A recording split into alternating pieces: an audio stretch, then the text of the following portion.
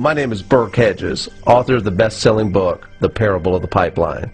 I open my book with a story about Pablo and Bruno, who take two very different paths in their quest for financial independence. What you're about to see is the delightful animated story of their adventure. So, sit back, relax, and enjoy the life-changing lessons in The Parable of the Pipeline.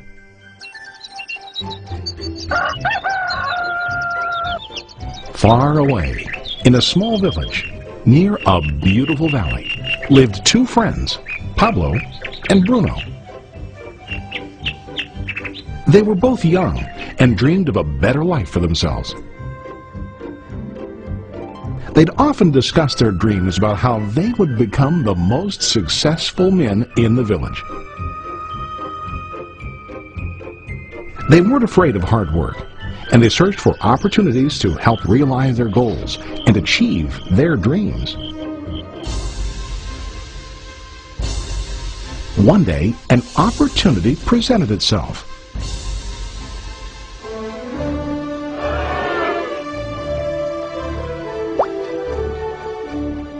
The mayor of the village decided to hire two people to bring water from a spring up on the mountain, across the valley, back down to the village.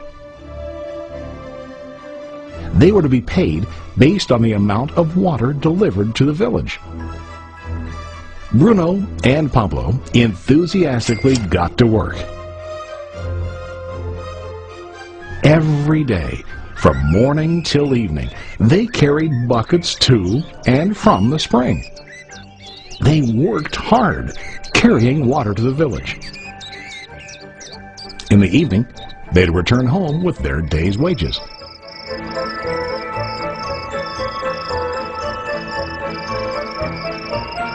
Bruno was satisfied with his work and the money he earned. He was sure that with this work he could achieve his dreams. Bruno thought that to increase his wages he could use bigger buckets to bring more water each trip. He believed with a larger income he would soon be able to buy a cow and the house that he dreamed about.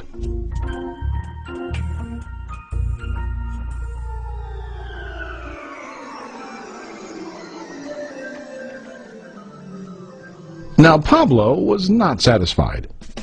At the end of the day, his back and hands ached, and he was exhausted. He was looking for an easier way to earn more. One day an idea occurred to Pablo. He imagined building a pipeline to deliver the water from the mountain spring to the village. With this pipeline, he could get more water to the village without carrying buckets back and forth from the spring to the village. Soon, he got very excited about his idea and began to plan. Pablo, of course, shared his idea with his friend Bruno and asked him to join with him to work on and help build the pipeline. Bruno thought the idea was crazy. All Bruno could think about was what his money could buy today and how to get it quicker.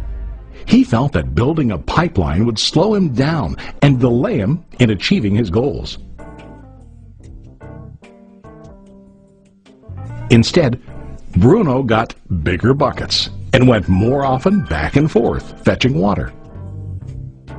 He was sure that with this method he could make more money. Pablo decided to build the pipeline on his own. He understood that it would not be easy to build, and it would take time to complete the pipeline. Pablo knew that it could take several years to finish, but he set his mind on his goal. Every day he worked and carried water like before. But on weekends and during his spare time, he worked hard to dig in the rocky soil and build his pipeline. In the first month, there was little to show for his work.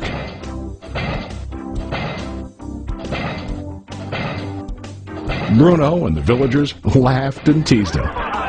They called him Pablo the Pipeline Man. During this time, Bruno's income doubled. He already bought a cow and a bigger house. His lifestyle changed. He now spent time after work in the bar, enjoying his hard-earned wages from delivering water.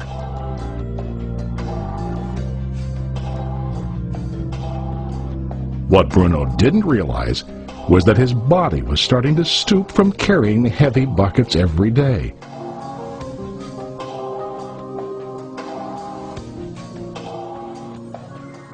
His face looked worn and his body tired. Soon, he began to carry less and less water due to the wear and tear on his body.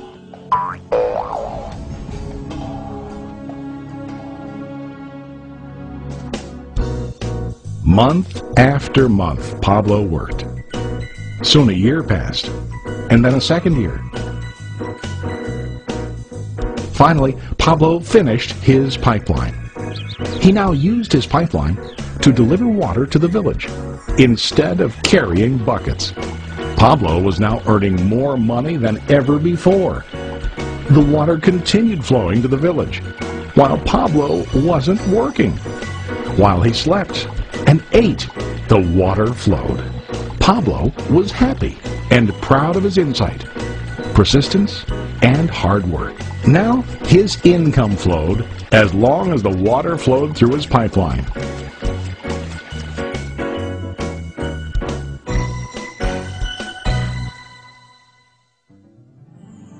The story of Bruno and Pablo is a reflection of life. Their jobs symbolize what most people do to earn money. Bruno gets his money using buckets.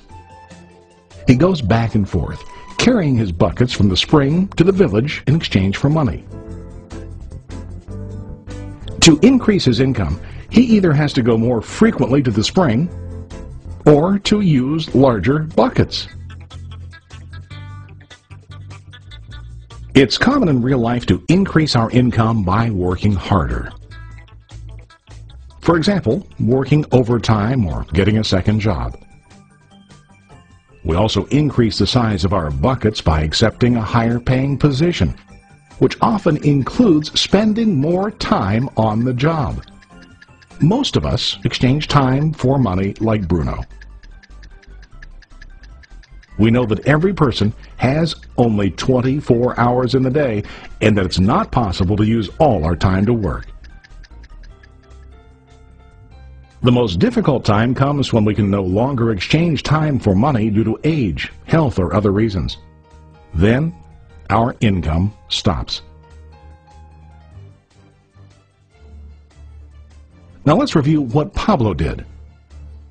Very wisely, Pablo did not exchange all of his time for a limited income, but he used some of his time to build a pipeline. He knew that the pipeline would bring ongoing income as long as the water flowed. An ongoing income that multiplied the time he worked each day. Pablo knew that someday, maybe because of age or health, he would no longer be able to exchange his available time for money. Pablo knew that if he could make his idea of a pipeline work, then he only has to do the hard work of building the pipeline. After the pipeline was completed, Pablo was able to monitor and maintain the flow of water to ensure that his income will continue. Pablo has shown us that to earn an income, we don't always have to directly exchange time for money. There really are better ways. How about you? Are you still like Bruno, who directly exchanges time for money? Or do you want to be like Pablo, building and maintaining a pipeline for ongoing income? If you are interested in the idea of building your own pipeline, contact the person who lent you this presentation. You can start building your pipeline today.